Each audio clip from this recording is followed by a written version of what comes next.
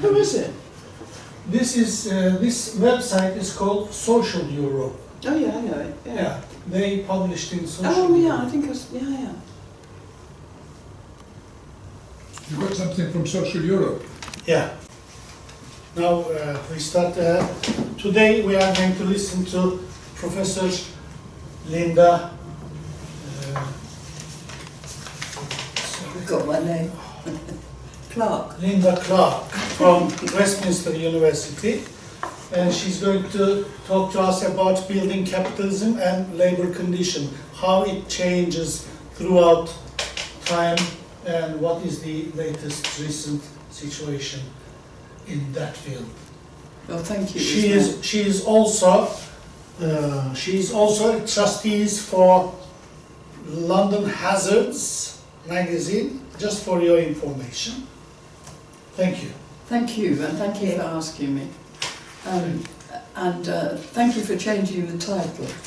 Because the title you've given me is a title that was a book I wrote on building capitalism, which was on the end of the 18th century. And I'm not going to talk about the end of the 18th century today. I'm going to talk about the post-war period and the development of the construction industry and differences in that development across Europe. So this is a quote from an Iron Bevin, 1946, when the Honourable Member says that the number of completed houses is not so great as he had hoped it would be. He must inquire for the reason into the organisation of the building industry and not in the government's plan for housing. And I wish the government would hear that today, because they keep on about this 100,000 houses, and there is really no possible chance that we can build 100,000 social houses. They want 300,000. Well, 300,000, however many they want. Because the construction industry is in rather a mess today. But I'm going to talk about two aspects, particularly, that give us some clue as to how we can understand changes in the industry since the war. And I'm going to try and then look at differences, particularly with the development of the German construction industry and construction labour. And so focusing on two aspects. One, the division of labour, and I put up this quote from Adam Smith about the division of labour: the greatest improvement in the production process of labour, the greatest part of the skill, dexterity and judgment with which it is anywhere directed or applied seems to have been the effects of the division of labour. Now, Adam Smith had a particular view of the division of labour, which is in many senses what we would now call an Anglo-Saxon view of how labour is divided up. So the other aspect I want to concentrate on is these development and changes in wage relations in the industry. And again, quoting, you may know this author, Maurice Dobb, who wrote a book, quite well-known book, on studies in the development of capitalism. And he said, if we examine the features which distinguish wages that they are paid today from other ways in which work in time past was performed and paid for, and seek to define the character of the wage system in these terms, we shall see that some fundamental distinctions exist which give a unique character to the actual problems with which the modern industrial system is faced. I think that's quite insightful, but I'm also going to refer to another author that's kind of been quite influential for my thinking anyway. He's called Biernacki, and he wrote a book in 1995 called The Fabrication of Labour. And this was a study, 200 years of the development of labour in the textile industry in Germany and Britain, and he American. And he came up with two notions or qualities of labour, if you like. One which he called embodied labour. And I think this is fairly equivalent to what we would call trade or craft labour, where labour is defined in relation to particular outputs, to particular workplace tasks, and where the worker possesses the skills of an individual work process and the ability to fulfil a task and produce a given output. Now that has implications for the wage itself, because it tends to be based on output and is therefore kind of, for instance, piecework. Now, similar to similar to Adam Smith's view, to look at labour in this way goes together with looking at it the way Adam Smith did. If you remember his factory, pin factory, where he just looks at the division into different tasks. And I think if you look at labour in terms of output in this way, that's what you end up with, a kind of de-skilling view of labour and an ever-intensified division. And workers are employed not for what they can produce, but for their output, not for their capacity to produce, but for their output. Now he contrasts that with what he finds particularly in the German system, where we talk about labour power. Now, of course, you know this word labour power because it's marked as Arbeitsmarkt. And so labour power, and I guess when Marx used that term, he saw labour in this sense, that it's defined in relation to the quality of labour, that the worker possesses particular capabilities, know-how, and of a collective labour process. So it's not such an individualised way of looking at labour, but a much more developed and collective way, where you look at a more integrated division of labour, and upskilling rather than de-skilling. So it's a completely different way, and wage that goes together with this form of labour is as a wage paid for working time rather than for output, based on the potential of the labour itself. So these are kind of two qualities of labour which I think have enormous implications, and I hope you'll see the relevance of this as I talk about the difference between the German and developments in Germany and in Britain. So with this labour power, the employer appropriates and transforms the attributes and the occupational capacity of labour. So I've done a lot of work on trying to map changes in construction labour over the years, including from the 18th century. But I'm just showing this just to give you some picture of how we can understand changes firstly in the division of labour. Some of that's a bit lost. The last one is from the new millennium onwards. But so if we look at the division of labour column, we see, you know, at the end of the 19th century, labour was divided into the craft, the labourer, the apprentice, the craft worker, and as gradually that changes, we get first of all this change into skilled, semi-skilled labourers, trainees, and then skill grades, and the labourer and the trainee. So there's quite a change, including in the new millennium. Labour is much more divided according to different qualification levels, really. And again, difference in the wage form. Now in Britain, what was unusual perhaps about the construction industry was that it was known as a time-based industry right from the 1890s right until after the Second World War, and was notable in that respect, and perhaps that had a lot of implications, that including for unionisation.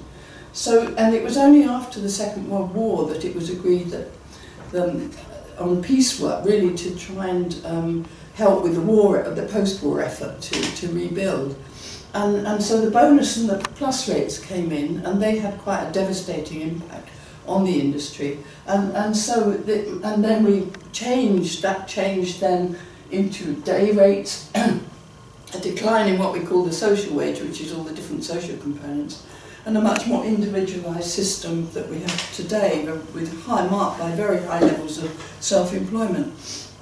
And again, you see, if you look at this column, I'm not going to go into all the details of this, but the different issues that the unions have addressed, you know, constantly fighting peace work until the end of the Second World War, then the lump, which became very prominent, and including at that time the unions after the war were calling for nationalisation of the building industry, which kind of reached a peak by the 1970s.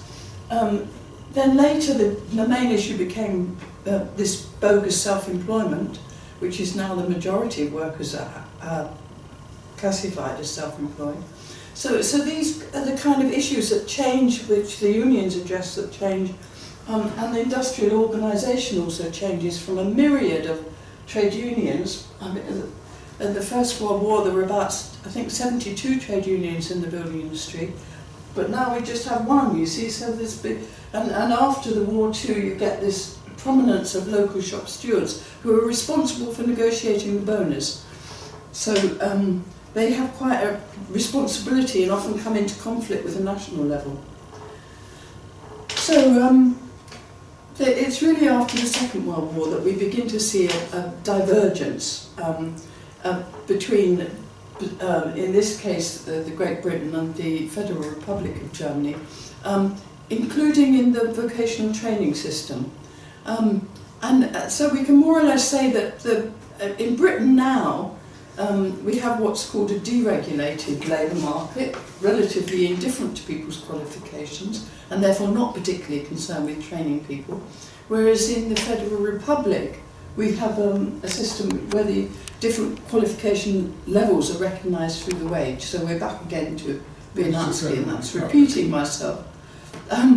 So after the Second World War, this division, this difference between Germany and Britain became quite really obvious. The British had a big role to play in, if you like, constructing the German system. And although the German unions wanted one union after the war, there was a certain fear that this would be a communist union, and so the British kind of guided the German government into dividing into 16 industrial sectors. So each sector had one union. Now this is, of course, was vastly different from the British situation, where you get this myriad of trade unions, although at the time in the construction industry there were umbrella organisations, the National Federation of Building Trade Operatives and National Federation of Building Trade Employers.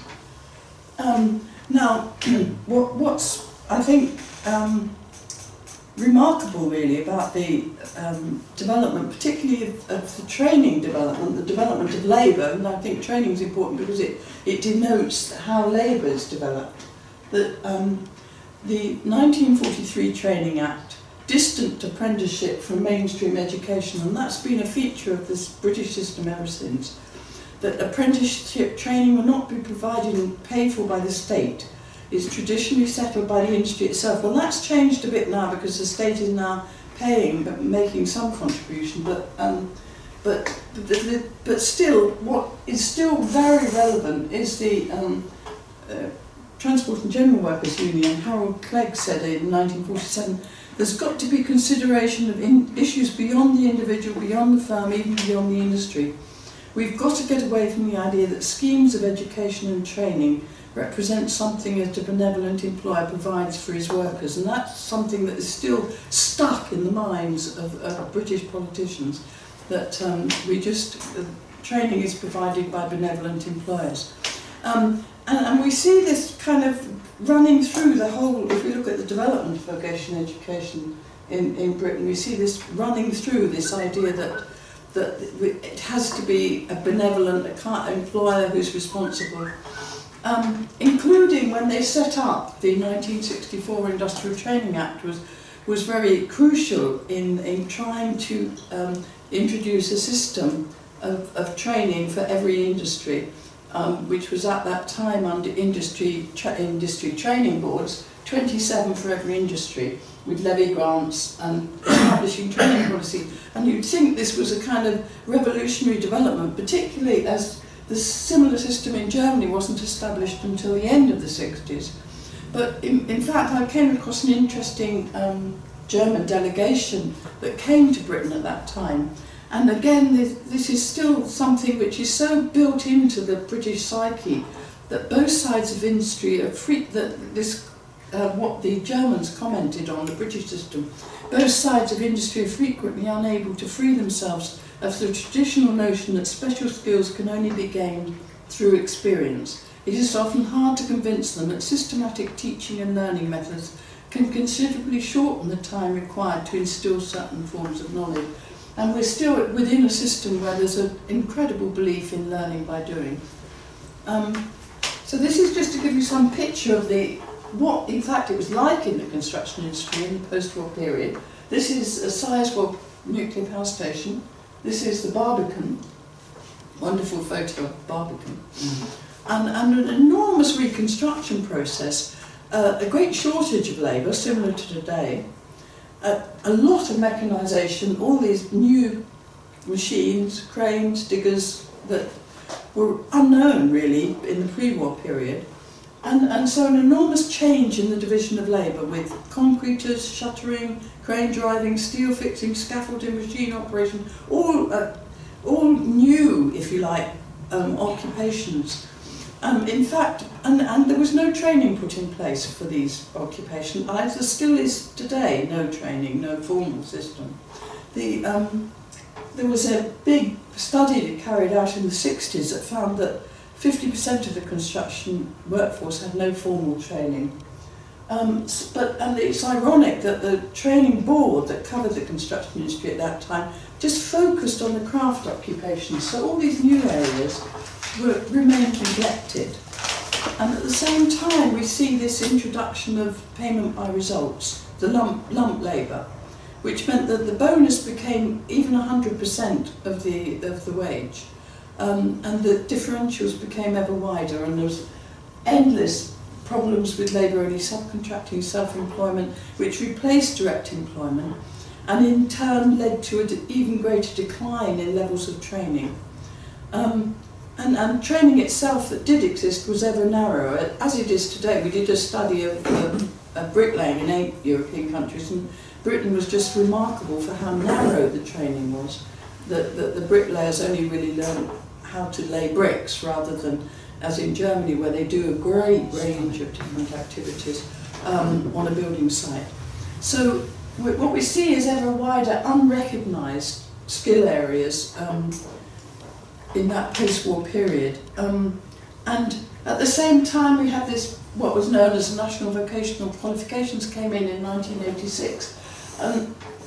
They had also an effect of narrowing ever further the kind of occupational profile, and were then downgraded from a level 3 qualification to a level 2 in the 1990s, so that those in the building trades were the majority, and still today only ever get up to level 2. Now of course this has a terrible effect, because in the past you used to be able to work your way, you do your level, your craft level, and then you'd go on maybe in evening classes or whatever, and you'd become a foreman, site manager, contract manager.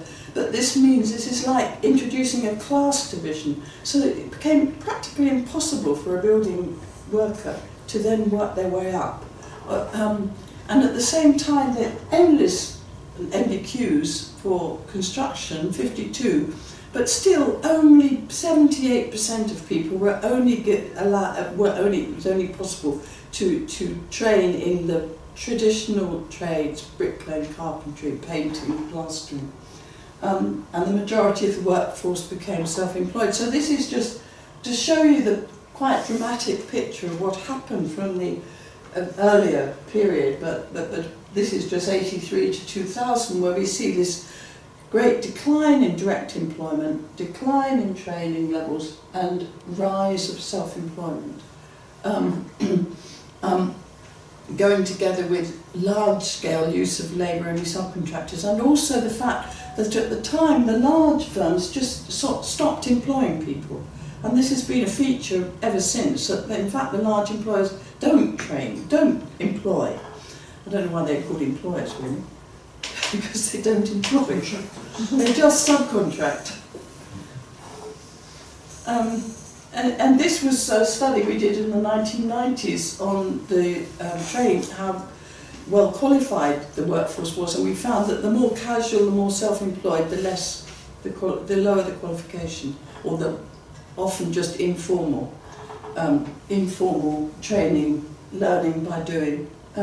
So that this was the most casual, where we found that 56% had picked up their skills in an informal way, whereas those directly employed had much more formal qualifications. SC60. Well, they were known as SC60s at that time. This is in the 1990s. There was two types of self-employment. One was much more casual, and the SC60s went together with labour-only subcontracting.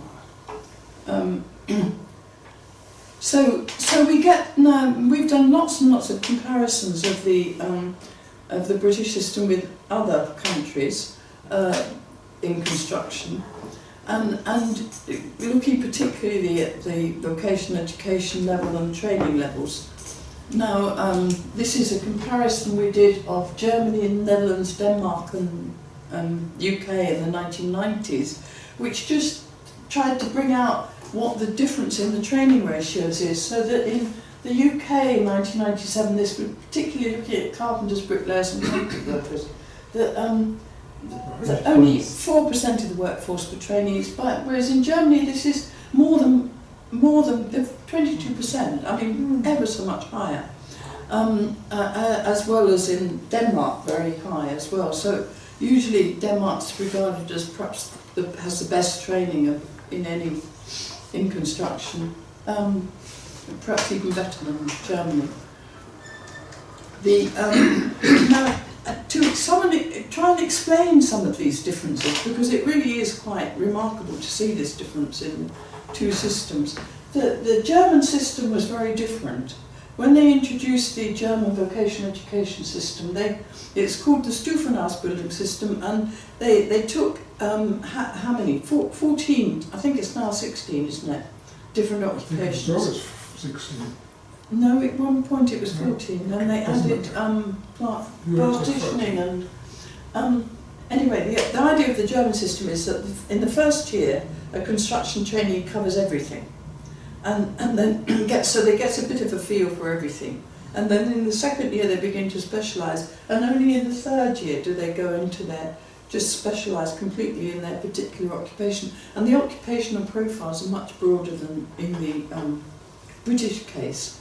So, and I think also interesting about the German system when it was introduced is that it deliberately distanced itself from apprenticeship.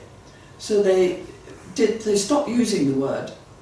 It became an Auszubildender, rather than an apprentice, a trainee and not apprentice.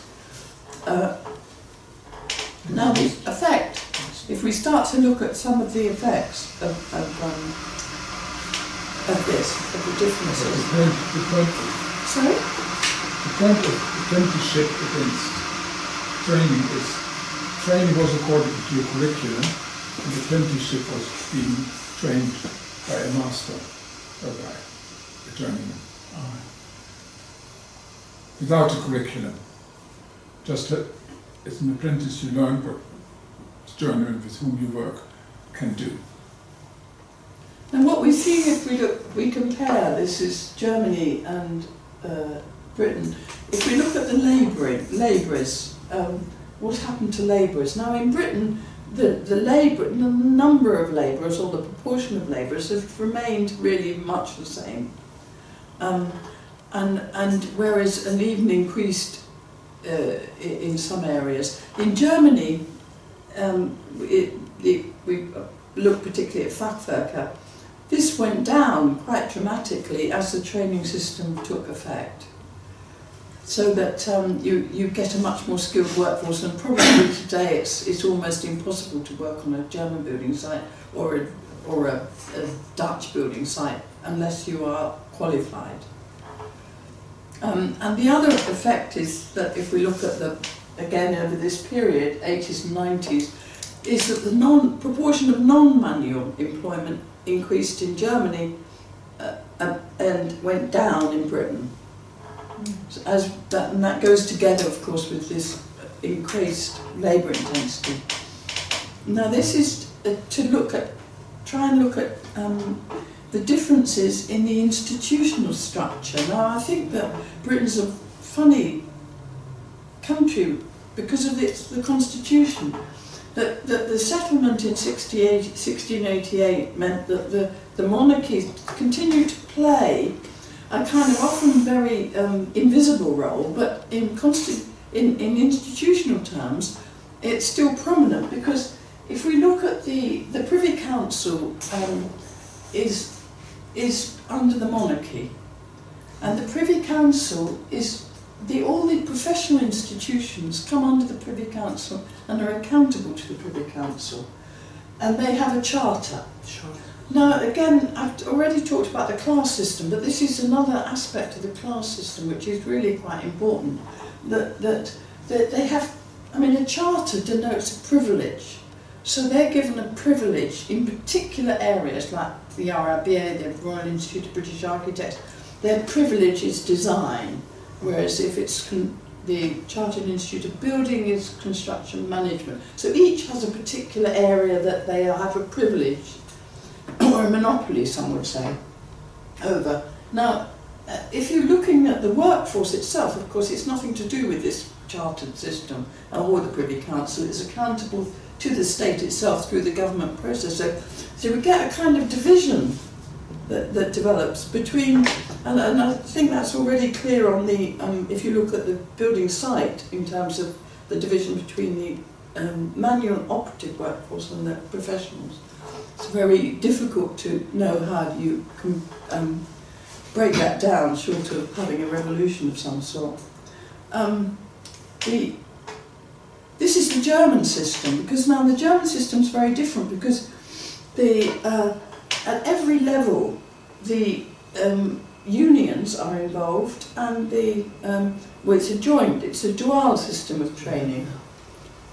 Dual system. The dual system, yeah. So, and the Works Council, of course, within a firm, the Works Council can oversee the training and that it's being properly enacted and implemented. Interestingly, the job centre, the Arbeitsamt, also makes sure that the trainee covers the curriculum.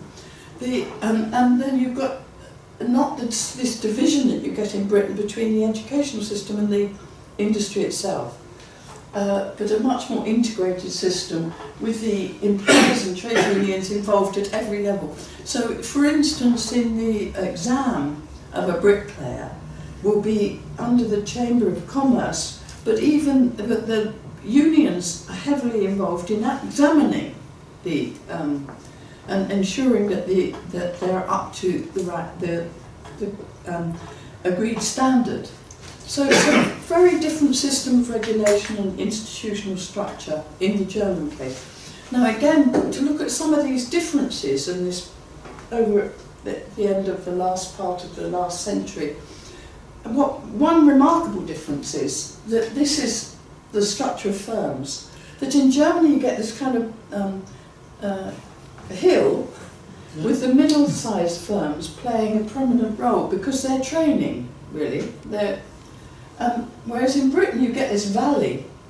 So you get this enormous number of small firms, most of whom don't have any capacity to train anybody, and a small number of large firms. So a completely different structure from what you get. And again, we've looked in depth at what happens on site, and this is reflected, the labour intensity in the British case is reflected. This is labour deployment over a site.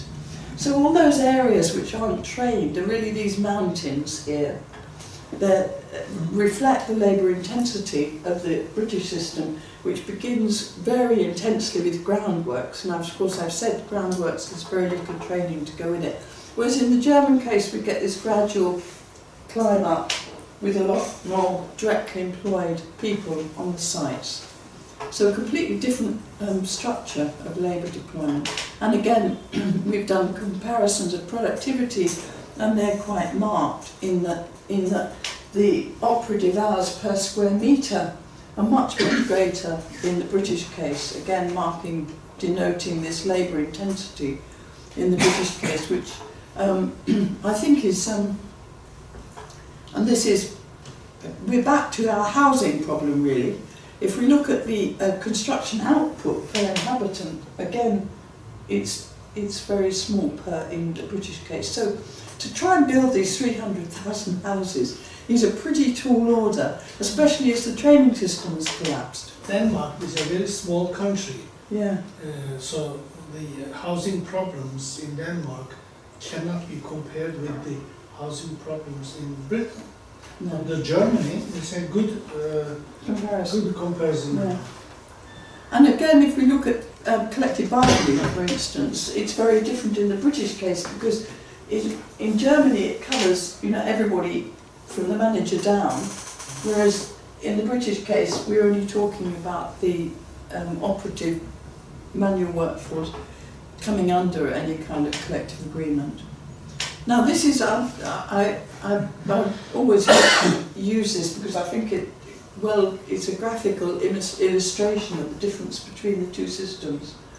What I call the skill system, the skill-based system in Britain, where you have these fairly narrow occupations and then all these massive grey areas which aren't covered by any kind of training system. And whereas you would take in the Netherlands, for instance, you know, they look at all the construction activities, and everybody, each occupation has a profile that accommodates all those activities and then qualifies for them. And so it's a completely different way of actually developing labour. And it's also a difference in terms of the where they're well grounded, how it's grounded in the vocational education system in Britain has never come under the Department of Education, as it does in most European countries, including France and Germany. The Department of Education is responsible, whereas in Britain it's grounded in the labour market. This strange idea that employers, it's an employer-led system, that the employers are responsible for training, even though, as we've seen, the employers either don't employ or they're too small to train anybody. So this is an ironic situation, and not, I mean... Still today. Oh, this is particularly today. Worse than ever today. And I'll show you the figures soon and you'll be quite shocked. The occupation, I think qualification is an interesting notion because it comes in between, it's like a bridge between the education system and the labour market. So you develop an occupational qualification, and that signifies that the owner has knowledge, skills, competence associated with that occupation and recognised by the education system. Of course, as I said, in Britain that's different because the education system, the training doesn't come under the education system. Is it because, Linda, can I ask, is it because it looks like there's no state involvement in it, that's why? Well, that's what's been...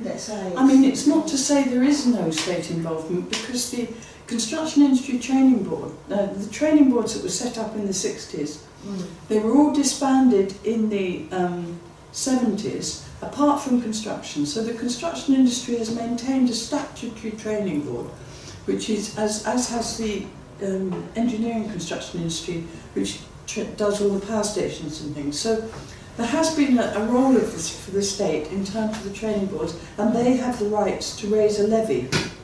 Right. What you find today is that they raise the levy, but because people aren't, or there aren't employers training, they get left with this surplus. So it's quite a kind of disturbing situation in many respects. So I would like to say something about it. You wanted to ask state involvement. When the new training system was introduced in Germany, they set up a particular institute responsible for training. They're sitting in Berlin, the Bundesinstitut für berufliche Bildung. And it's huge, really a huge administration of training. And they also direct the social partners to constantly supervise the development of skills, so they permanently revise the curricula. There is a really big state apparatus, which is also underpinned by respective institutions at the Länder level. But it's very centralized. Most of the technical tasks are under the Bundesinstitut für berufliche Bildung, and their task is to permanently supervise the development of the labour process, to decide which new skills are required, and to revise the curricula. That is an apparatus which is by far not existing. Well, apart from the Construction Industry Training Board. And it's under the government. Right.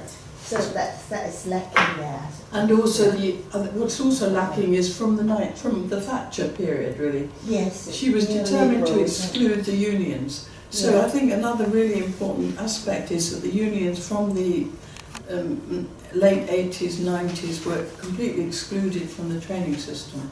Yes. So we get this kind of contrast with a skill-based system. I call it a skill-based system, and that, if you remember what I said about Adam Smith, it's very much this old idea of Adam Smith that you've got the skills and that and against what we might call an occupational-based system.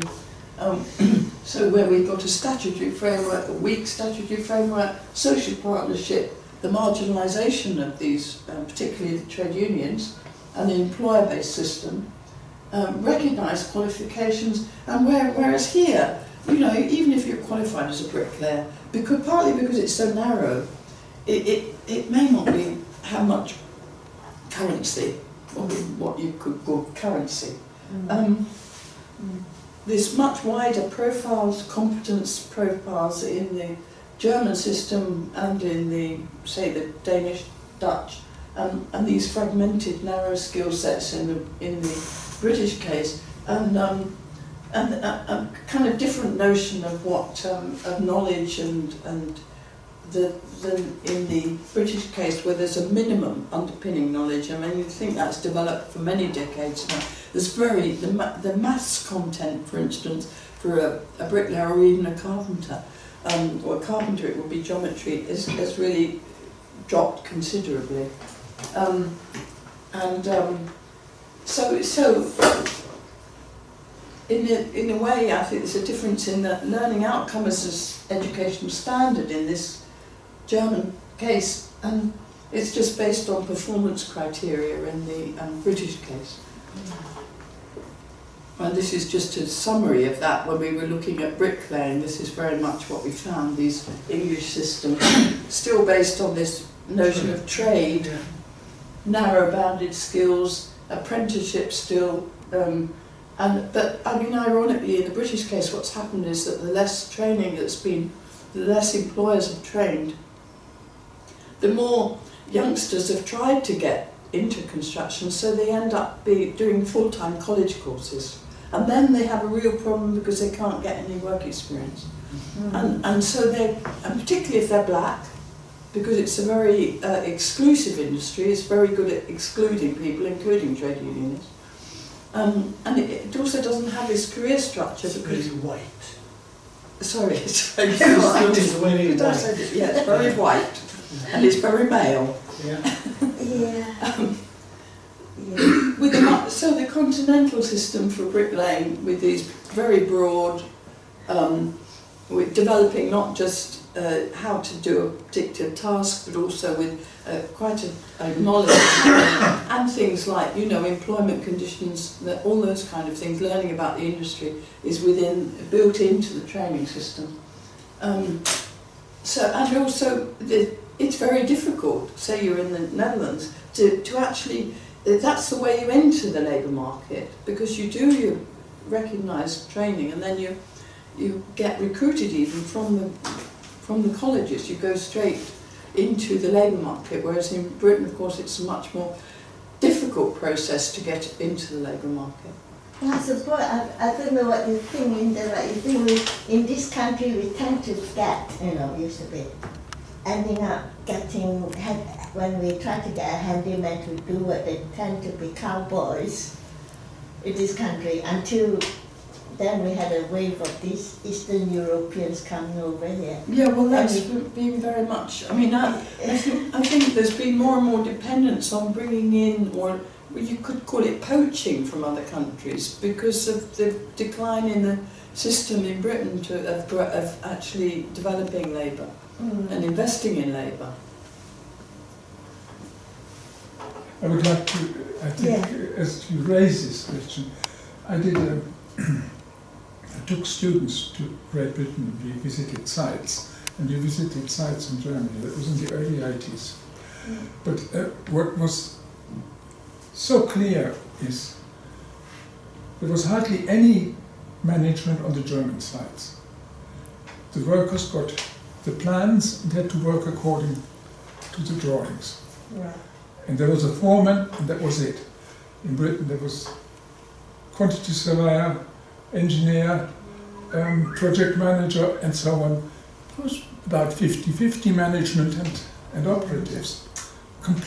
But this is exactly what Taylor wrote, that in fact, you know, that you needed half the same number of supervisors to operatives. That was Taylor's whole principle. And in a way, that's exactly what you say. There's no middle layer. No, you just supervise. It's completely divided. More cheese than... And they don't sit in the same room for breakfast. I have many questions, so shall we... Shall I finish? Yeah, if you finish, then we can make more because discussion. I'm coming to an end. Now this is just to really try and bring us up to date with what's Let happening. me just add something. I don't know whether you said that. A third of vocational education is in the school, in the classroom in Germany. No, that's a difference. And Really, 1/3 is in workshops. So they get all the occupations, and 1/3 is in the farm, roughly. And I remember being told in one training centre in Germany that the difference in this, that on the site they said you learn about the labour market, about the market, and in the workshop you learn about innovation, and of course in the classroom you increase your knowledge. So the three locations have a different role, if you like, in the training system. But this is just to bring us up to date, because now it's estimated that at least about 32,000 new construction workers are required every year. Now, but if we look, since 2009, the system, which was already, as I've shown, was very weak, has collapsed, really collapsed. There were 16,000 apprenticeships. Now, 16,000 was tiny, reduced to 8,000 by 200,000. That means one trainee or one apprentice per 685 workers. I mean, so this is a collapse, really, and this is in the situation of Brexit, of course. So we get, these are the new entrants, because a lot, as I've said, a lot of people who want to do construction training going to the FE colleges. Now, again, the numbers there have dropped quite dramatically from 47,200 in 2005 to 14,000 in 2015. And that's an incredibly low number anyway. And many of those can't get any work-based training. So, and at the same time, I gave you that picture of the number of firms. There's now nearly 300,000 construction firms. That's so the number of firms is there's 300,000 under 92% have under 13 employees. That means everybody is subcontractor, almost. Almost, yeah. I mean, there's 0.04% employ over 600, and self-employment is 50%. So it really, this is kind of chaos, if you like.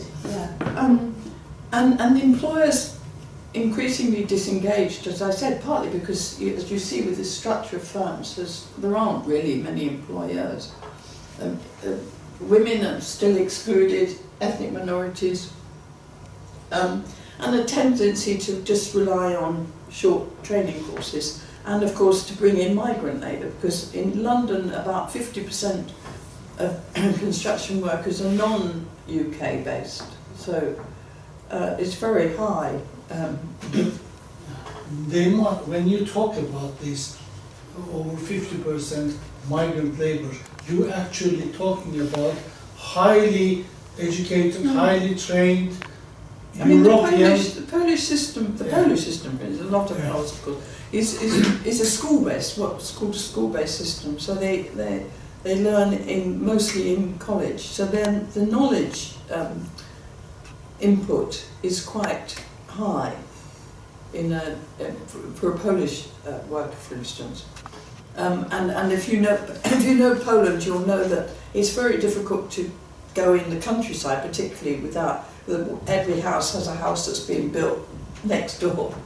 So if you're a Polish, you get this experience, I think, the work experience aspect quite easily. The same in Ireland, of course. So now I just wanted to end on a positive note, because we've been doing a lot of work on low energy construction and how the system needs to change to meet energy requirements. And really, to do that, you need a much greater knowledge base and know-how. You need to really understand about energy, to have some kind of energy literacy. And that implies that you have to transform anyway the vocational system to develop this. Now, of course, this is going to be a lot easier in some countries than others, because they already have these broad profiles. Because the European Commission has been doing had a program across Europe to try and identify what the main changes that need to be implemented in the system are. And I think there's two problems that they identify. One is that have an energy efficient building, you need to train across the trades so that you don't have, because the heat loss, as you see here, is where between the work of the carpenter and the bricklayer or the roofer and so you need to know have some knowledge of what other people are doing. If only with Grenville Tower that the cladders had had any kind of knowledge at all, it might not have had that disaster. And you also have got to start bridging this gap between the professionals and the operative workforce, because they need to work together as a team. So this whole idea of integrated team working has become very much more prominent, especially if you're going to have energy efficient buildings. You need to work to either regulate or try and eliminate the subcontract chain and rely much more on direct employment and involve the whole labour and hopefully trade unions in that whole process. So these are the key areas of the building envelope occupations, insulation particularly. Now, I've been going to Canada a lot. Now in Canada the insulators do at least 3 years training. Yeah. Similar in Germany. Now there is no such thing as an insulator in this country. Yeah. So you can see what the problems are. And then of course in this country too, the contractual divisions are probably even greater than they are in most of the other countries. Although of course there's a lot of subcontracting, complaints of subcontracting also in Germany.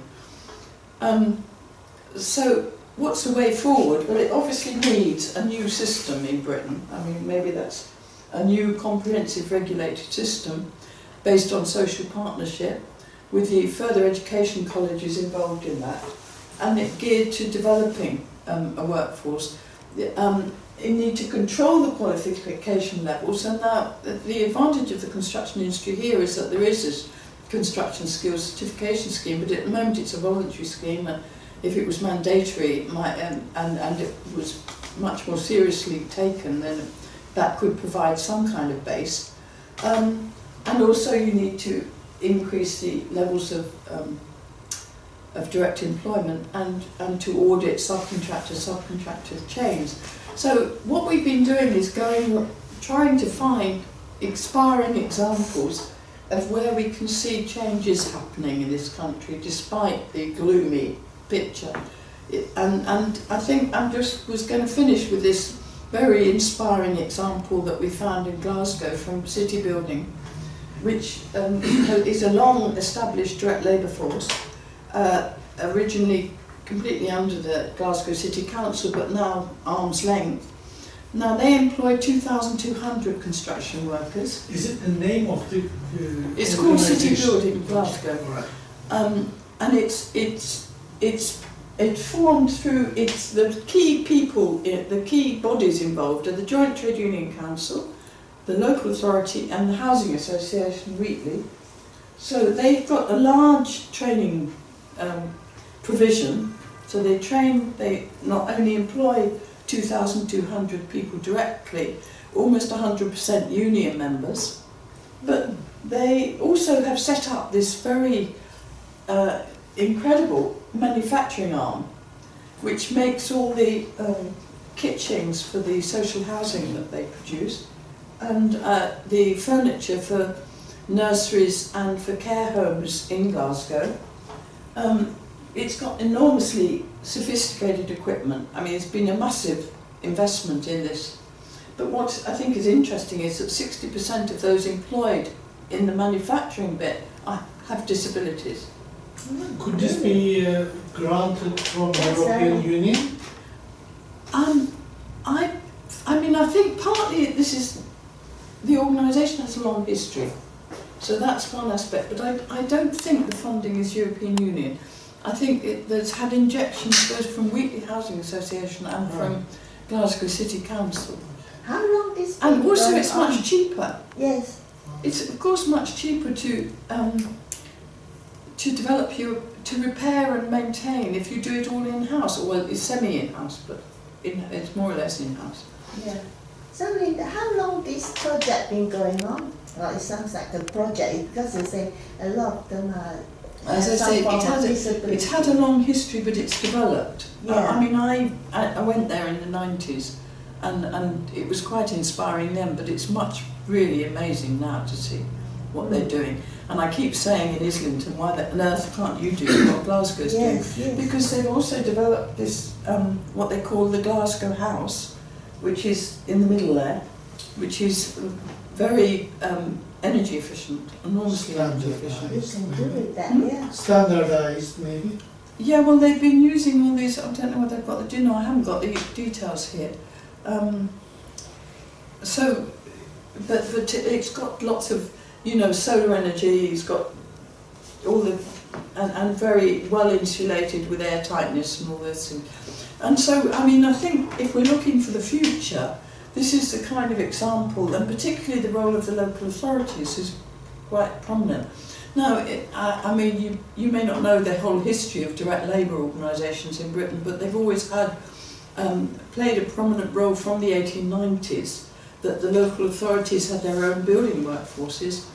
In London in the 1890s, many of them did everything. I mean, the paving, the roads, the social housing, and at various times they've been then really heavily put down by the Tory governments, and Thatcher did the same, tried completely to demolish them. But they're re-emerging, if you like, and I think Glasgow provides an example of just the form they're taking and what they can do to challenge the construction industry. Because they can provide this complete building service from design to construction to repair and maintenance. They build good quality housing, and if you look at the amount of housing, social housing was really very dependent on direct labour organisations after the First World War, after the Second World War, and again in the 70s. They have reduced levels of subcontracting, no lump labours allowed, no self-employment, and high levels of union organisation. Good quality, high levels of training, and they're inclusive in terms of women and ethnic minorities. So I think it's important, and a check on private contractors, so it's important to kind of look at this and encourage their development as much as we can, and using these examples like that. Yeah, it sounds more sustainable, isn't it, than other things. Well, it sounds more sustainable, this model. Yeah. So that's my last slide, which you know. This is Bertolt Brecht, who built 7 stored thieves in the books of names of kings, did the kings swallow the rocks, and Babylon many times destroyed, who built it up these many times, in which houses of golden gleaming Lima did the construction workers live. In the evening when the Chinese wall was finished, where did the masons go? The great Rome is full of triumphal arches. Who erected them? Who did the Caesars triumph over? Yeah. Thank you.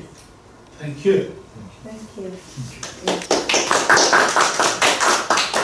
And, now we have a questions and open discussion. We are not very many people. Maybe it is an advantage to discuss more. So any questions? Yeah. Any contributions? Anything? Well, I have a question. I think now that, well, this government's now they're trying to start this building kind of initiative. I wonder, will they succeed? Because what you have pointed out, we have this kind of black hole in our building trade and not enough skilled people. Will they be able to meet the challenge? Well, I mean, yeah, the danger is that it becomes this, again, they rely, you know, these two ways of managing. Either you trust people to know what they're doing and they're given the responsibility to carry out, and that's obviously a much more effective process in terms of, particularly in terms of energy efficiency. Or you do the British way, which is just you supervise, and you heavily supervise. So we went to a thing recently which was about digitalisation, because the whole process is changing with digitalisation, not just with energy efficiency. The two kind of big changes of digitalisation, particularly through something called building information modelling, where they try to model the whole building. Now we went to something recently and I heard some real digitalisation geek talking, and he was then saying, oh well, we've planned it all, we've done all this, and then he said, and we've got these low-skilled people just doing the, you know, carrying the components around. And I said, what? And he said, oh well, we call them Gurkhas. So this is a kind of, this is the old Approach. Taylorist approach. But you look, the construction workforce in Britain has now nearly 3 million workers. Now, in Germany it's under 1 million, and the output is bigger. So you think, what is going on here? I mean, this is really crazy. Yeah. Can I have some questions? Yes. Now, for the first, I would like to know, you have told us about the construction industry.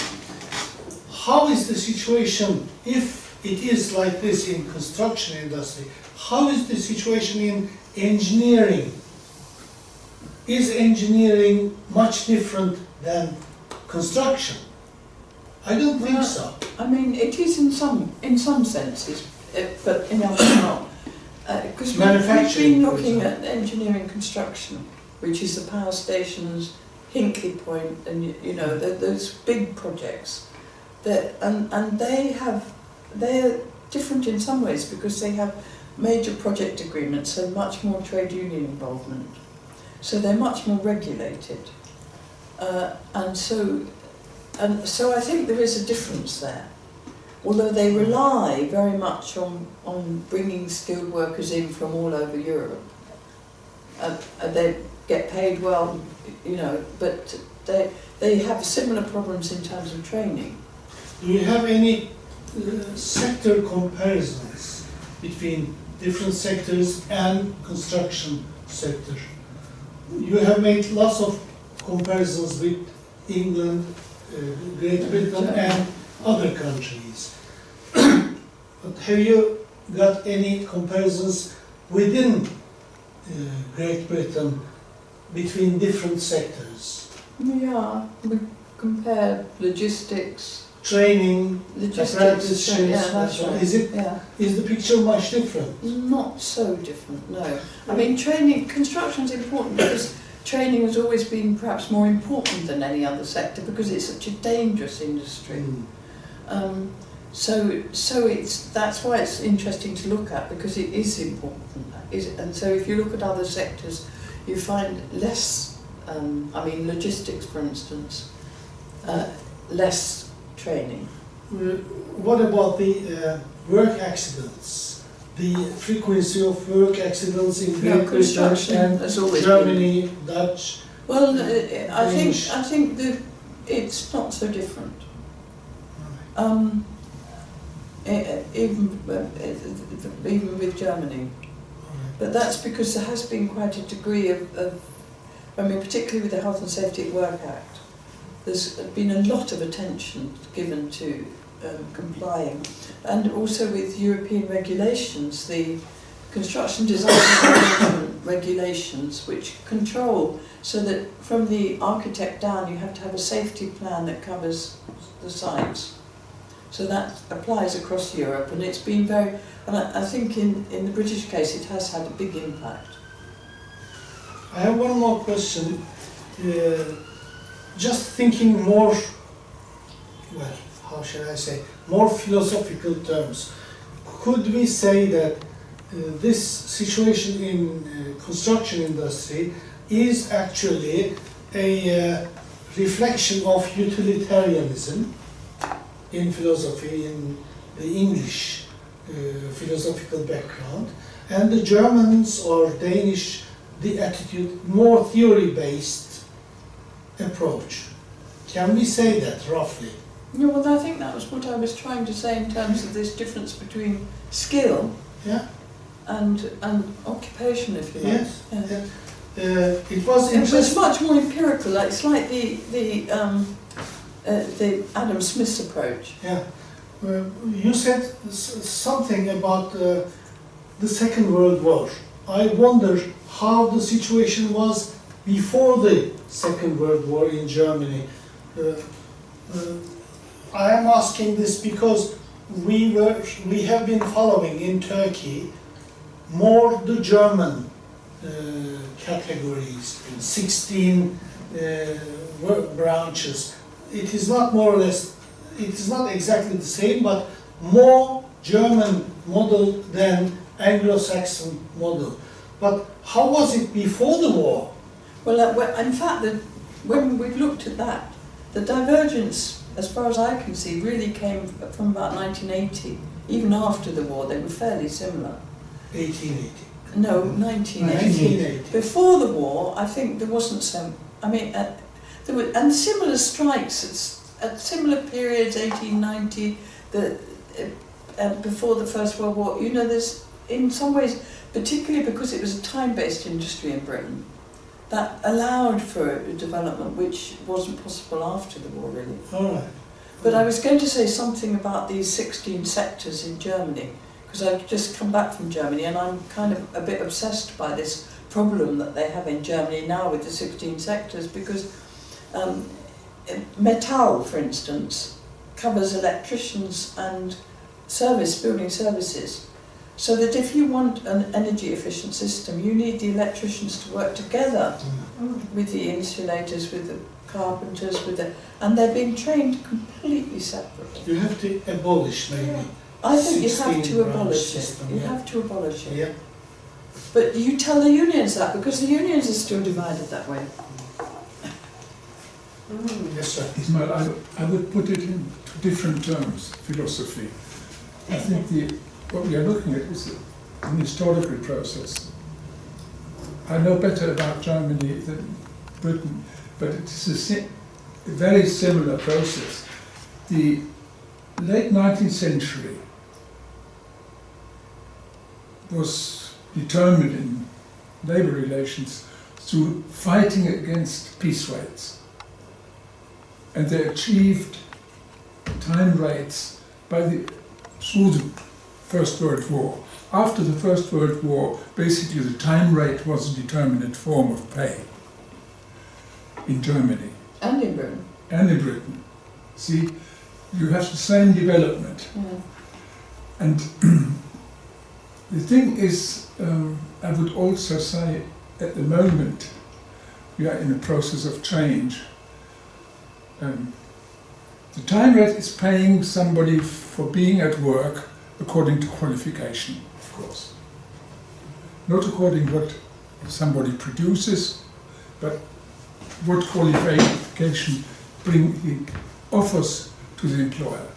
It's a completely different concept.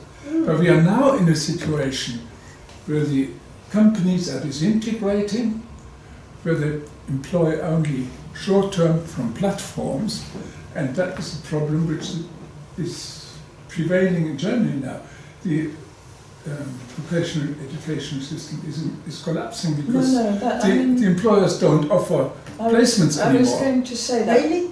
They Why? employ only short-termish, Why and so, or only, I exaggerate. Well, I just- But that is one of the great problems of vocational education at the moment in Germany. Well, I've just been to Germany and to Italy, and few years ago when we were in Germany, we went to training centres and they were running about 50% capacity because they weren't getting the trainees, because the employers, same problem. It's very vulnerable, the German system, because they depend on the employer taking on people.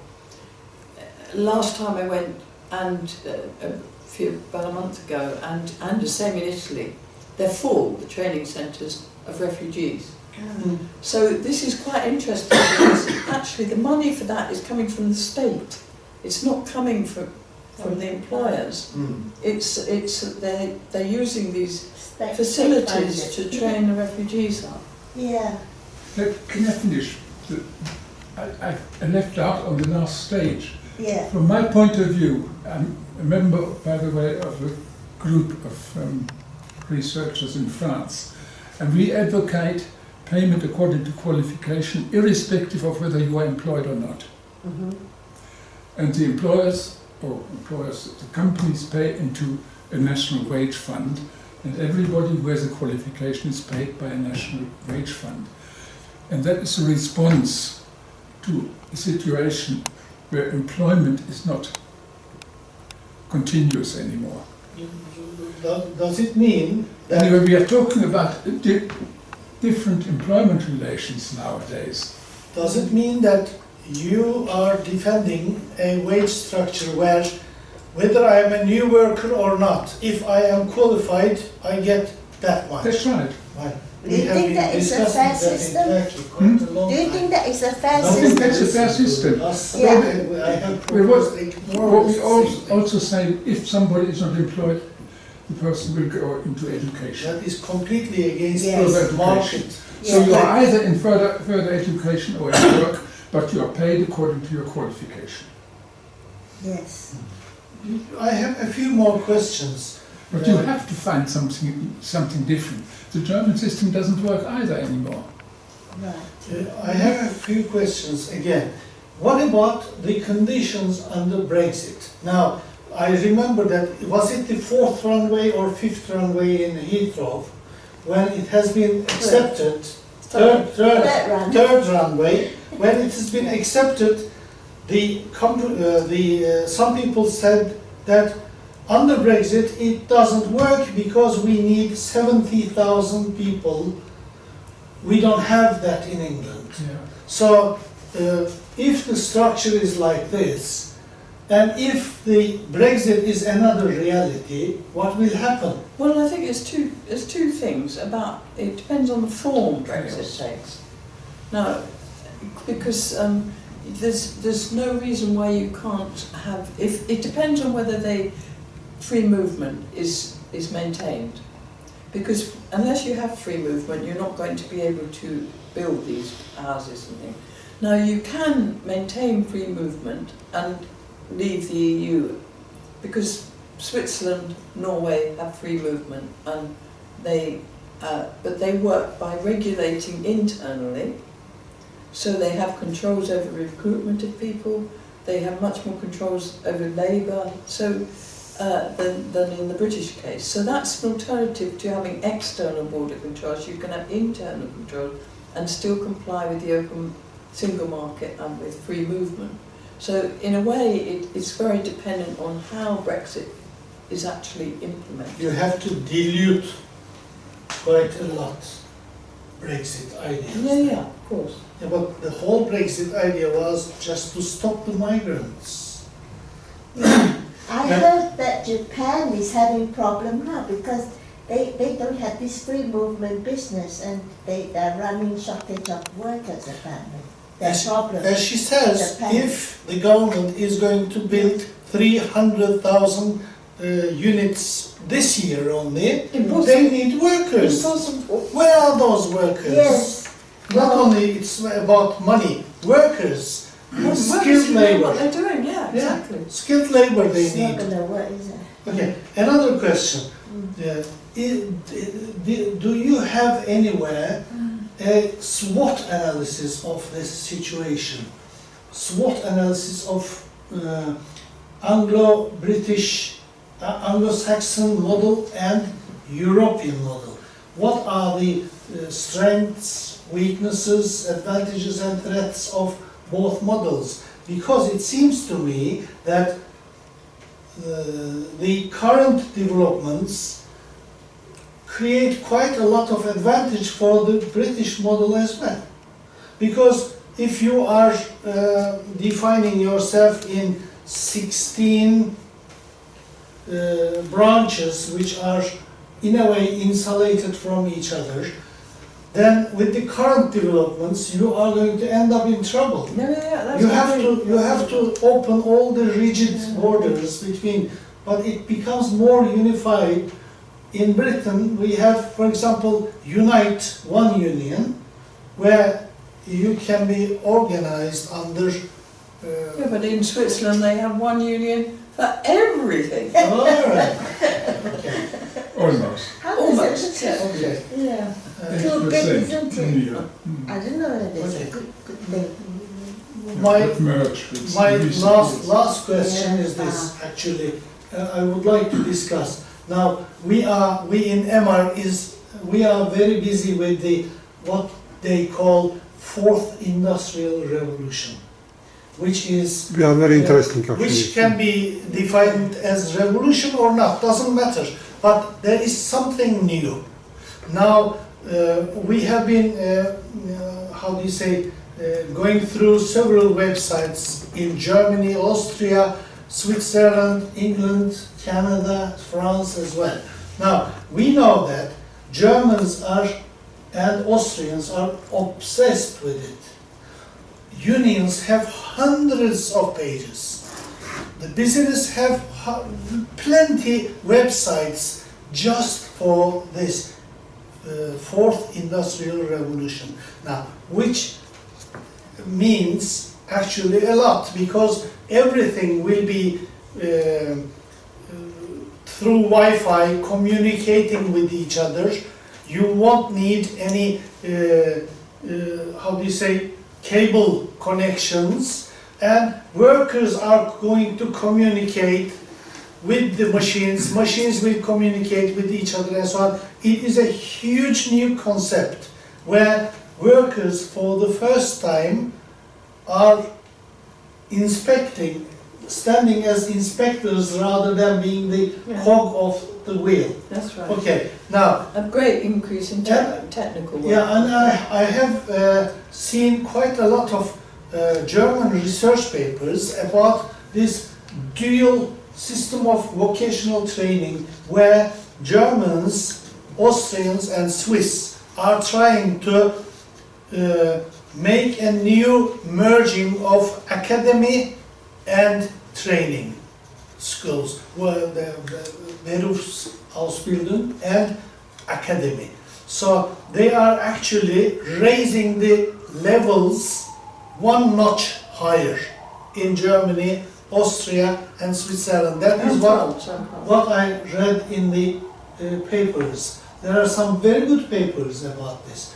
But when you compare it with the English situation, it's disaster here. Huge disaster. Because the new phase of industrialization definitely needs workers who can do many things, Yeah. who are capable of many things. And they made a research in Germany. They found out the main question was this. What is the percentage of workers being capable in a situation which is unknown, unforeseen? That is a very key question actually. The rate of German workers capable of controlling the situation is 73%. It is unbelievable. I believe maybe in Turkey maybe it is 4%, no 5%. 73% means a lot to me because that means workers are becoming fully knowledged, educated, Well, I trained. think this is I mean, that it's partly the principle of the dual system in Germany that that you learn, that the whole principle is that you learn to control all the work you're doing. Exactly. Now, the Danish system is probably even more advanced than Germany in that respect. Okay. In fact, I've been onto Danish building sites and they've complained about the German system because they say they need foremen and people to supervise them, which is, no Danish construction worker needs supervising. So, They're more complicated. In the 70s, we were campaigning for equivalence of vocational and university education. In the 70s, we wanted them to be put in under the same institution. Yeah. But this is now being discussed. Did you read anything about practical experiences present? Lots. A lot of surveys. Most of them are in German, but I can follow some English translations. Anyway, it's a long discussion already for a long time to put them together. To have a continuity, vocational and we don't have them anymore. One last thing, Germans talk about fourth industrial revolution. They say it is not applicable because we have scarcity of workers, they say.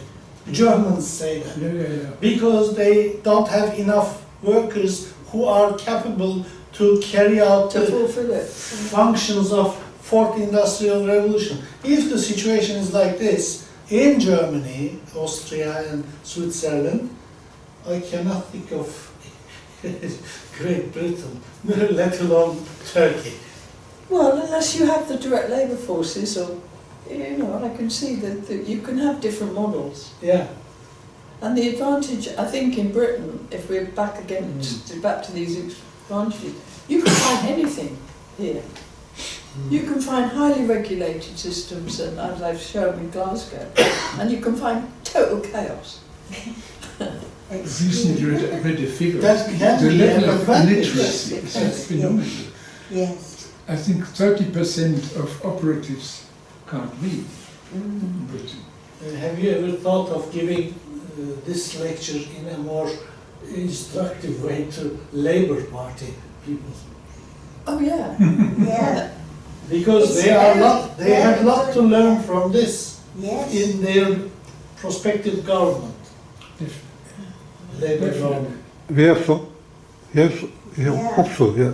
I did give. I went recently to a Labour Party thing with the shadow. I think she was industry, and it was just a discussion, and I made a very disparaging remark about this crazy British belief in learning by doing, and she said, "I don't see what's wrong with learning by doing.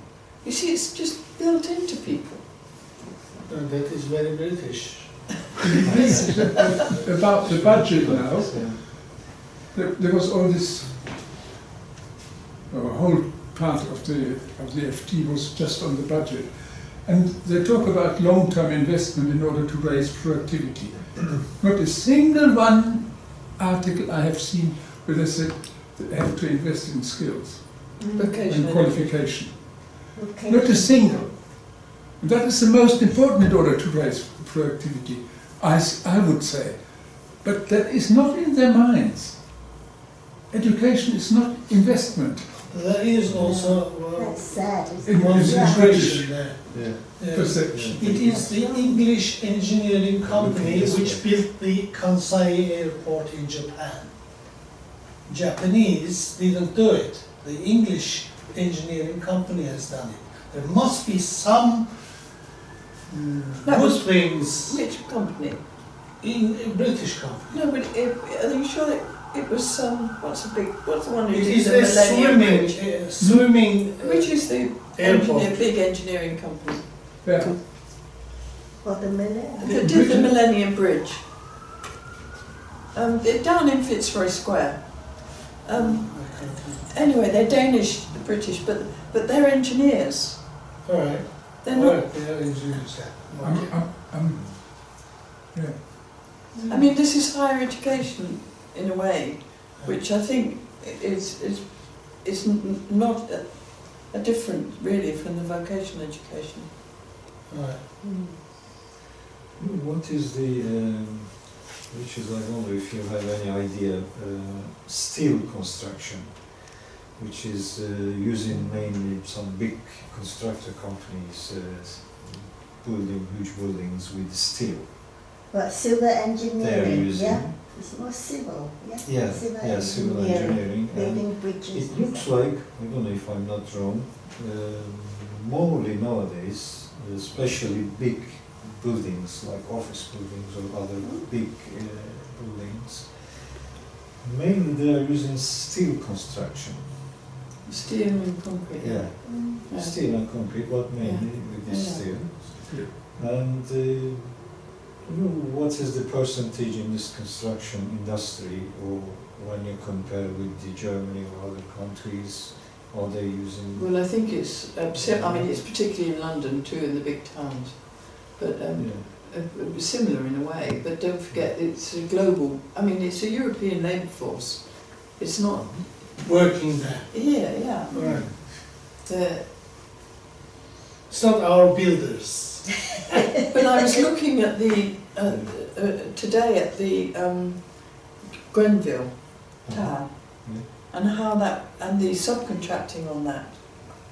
Now, in fact, there was a contractor, Ridden. Now, I don't think they employed anybody.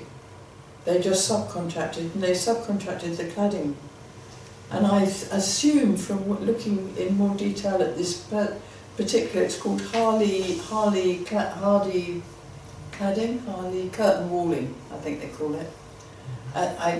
They didn't look like they employed skilled workers. And inspection was missing. Yeah. A good inspection could have prevented everything. Yeah. There must be some sort of corruption, very big corruption. Big. Yeah. I cannot imagine a big building without water sprinklers, whereas they didn't have any in any of the old high buildings. They are constructing now. Yeah, did you see the pictures? They are putting pipes everywhere. It is a very bad sight. Aesthetically, it is just crazy. But they are putting the pipes now. After the trouble. After the trouble. But in a fire situation, the pipes will melt first. Yes. Depends on what kind of material they are using. Probably it's plastic. Yes.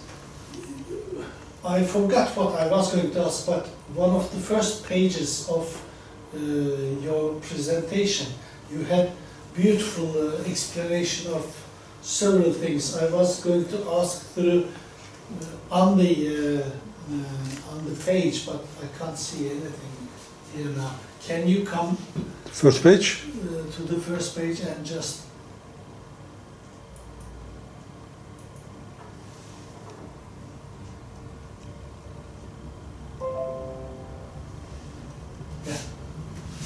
No, what's happened to that?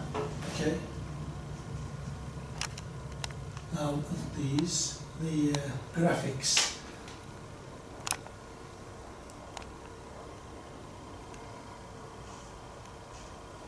It's a bit slow.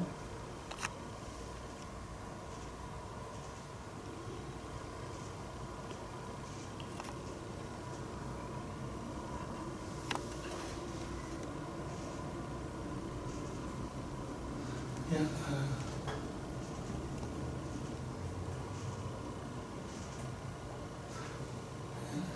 Somewhere here. The previous one, not that one, even first, that one. Now, in Germany, the untrained labor is getting decreased. Decreasing, yeah, significantly. I mean, even more so. But is the number of workers increasing? No. Overall? Yeah, overall. No. Well, does that mean that the qualification of workers are being lifted Yeah, several degrees up. yeah. And you can see that if you look over the period.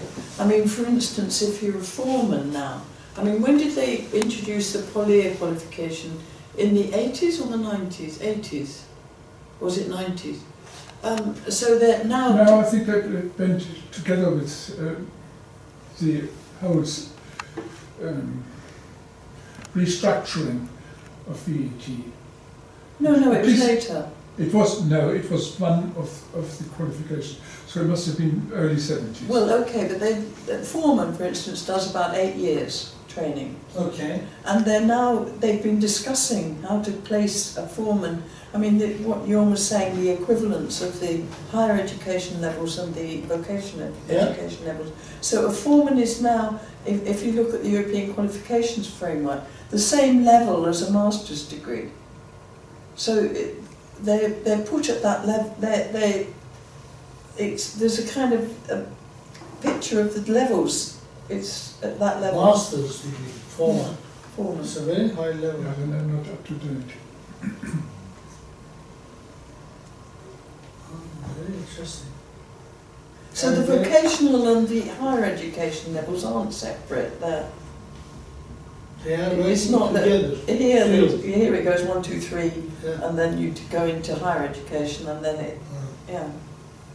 So whereas in the British system, either you do this or the other one, not together. Yeah, Still. still. And the whole system is based on that. I mean, they're trying to change it now that they're introducing, yeah, but that's what it's based on, really. Yeah. I showed you that in the structure Yeah. of the... Yeah. Yeah. You are telling this about the construction industry. Is there any comparison for the other industries? No, in it's England? similar in other industries. Is it? Yeah. In engineering as well? Well, engineering, yes. Apart from the fact that it's more regulated on these bigger projects, but engineering, and also if you in Rolls-Royce or something, Yeah. now they would estimate that to train someone costs about £100,000 A year. in Britain. This is. Now, I mean, in fact, that's a kind of cost you're talking about for a highly qualified worker to be fully trained. And in England, it is the employer who is expected to pay that, or is it state funded? It's mixture. All right. And It's in Germany, more it is more of a state. mixture. No. No? I mean, there's a It is- levy. It is through the state, It's through the through the state. levy. Yeah. Employers make a contribution, Yeah. but it is mainly It is state taking the it's a central responsibility. funding, Yeah. centralized funding. It's not through the employers. All right. The But I employers, for the placement, that costs them something. But generally, for the cost of education, yeah, and the lender also contributes something to it. But it's under state control, so the employers have to pay a levy. Let me just mention something historical. Marx and Engels, when they met the German guy, what was his name? German Social Democrat Party's leader. People? No, Lazar. They have suspected him, but they didn't have any Evidence. evidence. Marx said, this guy acts as if he has sold his spirit to Bismarck. Because at the very end, he was talking about technical things for German industry. He was talking. All his energies were actually The technical side. Marx died, but Marx had never too much sympathy for Lazar. But Engels found, even Engels didn't find anything, but later, after the Second World War, I suppose, when the Soviets have gone through the German archives, they found out that LASALE has been, in a way, paid or has been getting some benefits from the Prussians.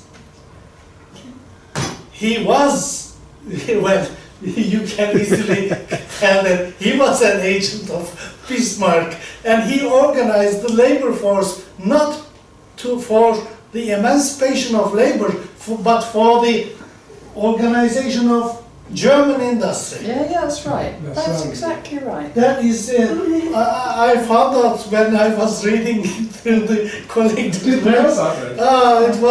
It was a real joy.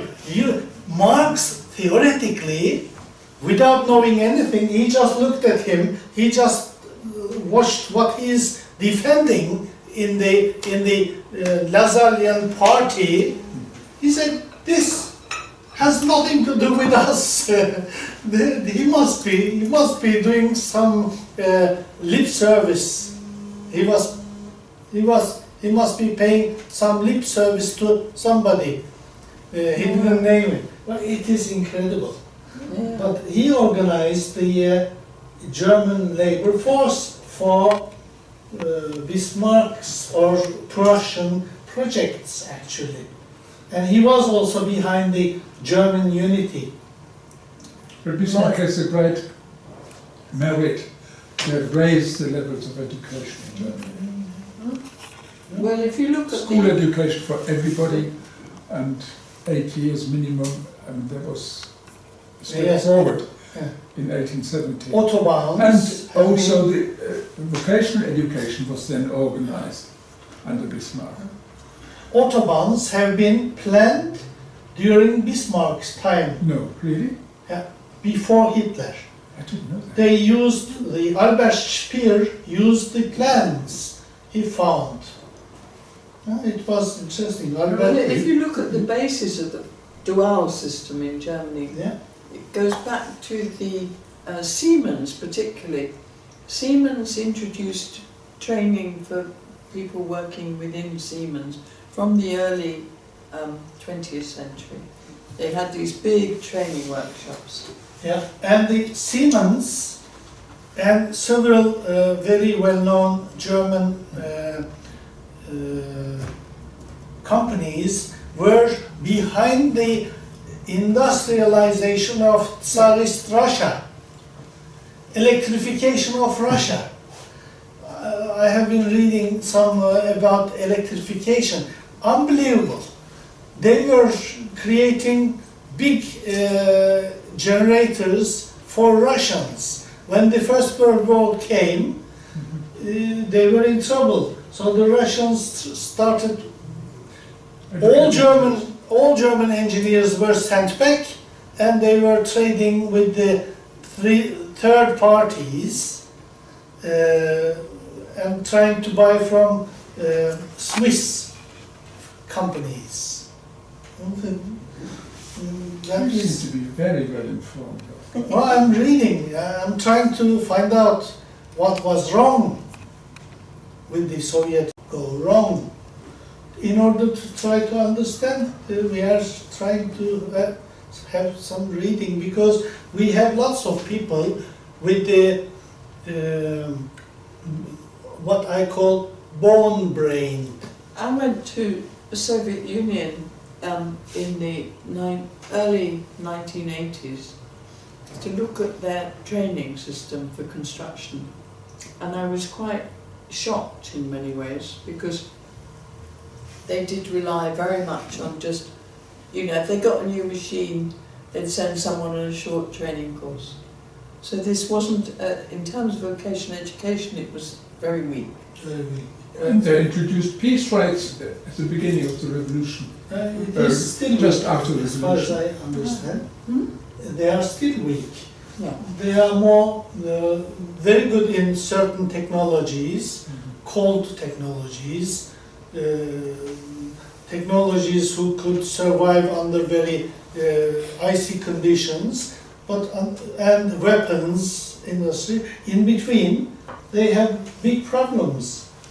They had problems in converting the war factories into civilian purposes. They still have the same problems in many ways.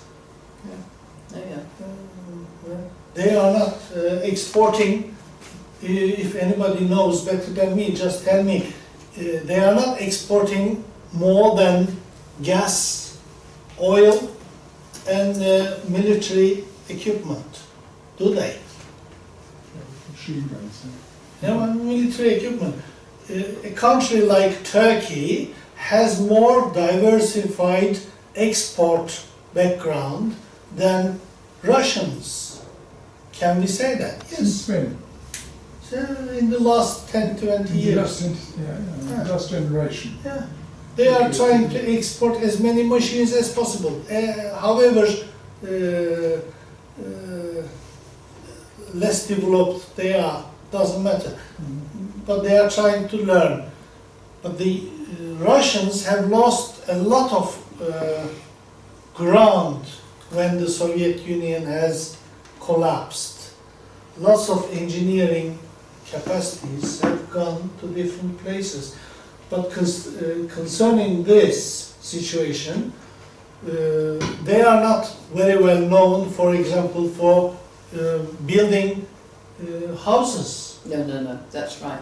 And going on there, Turkish companies are doing lots of work in Moscow. And also the Finns always played a big role. Yeah, Finns as well. Yeah. For wooden construction. Not just, but yeah. Canadians are exporting wooden houses to Russia, even today. If you watch the news about Alaska building, Canadian building, late night television has that. They are just building and exporting it to Russia. You should have thought that Russia should have this skills and capacity. Unbelievable. Yeah. Any more questions? Well, for me, I am very enlightened, I should tell you. It is very, very, it sounds as if it is very particular type of information, but it is very much enlightening in many ways, actually. Especially, I haven't thought about this embodied labor and labor power. Interesting, yeah. It is very interesting. Very interesting. Now you should talk about that at the end of it. I think it's difficult if you start with this. No. And it's very abstract. Yeah, well, But if it even comes more with abstract would be good, better. So, okay. Anyway, but there is this historical process. Yeah, I mean, but in the you need Middle to Ages- start with these concepts to understand what you're talking about. One question. This is quite updated information. Did you publish it somewhere or Some of it. some of it? Yes, I did. There's an article, Well, okay. but it's not up to date. No. But this is an updated, up-to-date information, this one.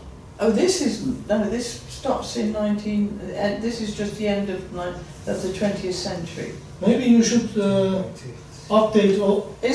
Honestly, it is quite difficult because the British statistics, according to trade, stopped in 1989, which is what this is. It's a problem of statistics and how far you can go with different series.